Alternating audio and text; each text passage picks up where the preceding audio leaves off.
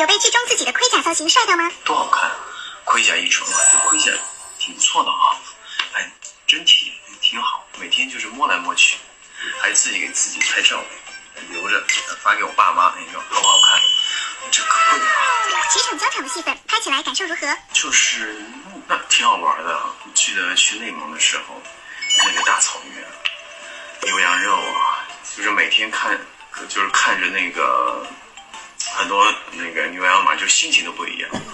而且马就是其实很乖的，很听话的，但是它也有不可控制的一些情绪。包括我们之前拍那个戏的时候，也那个马就不可控嘛，现场嗡，有好几次这样，幸好我用起来比较好一点，立马把那个马鞍勒住了。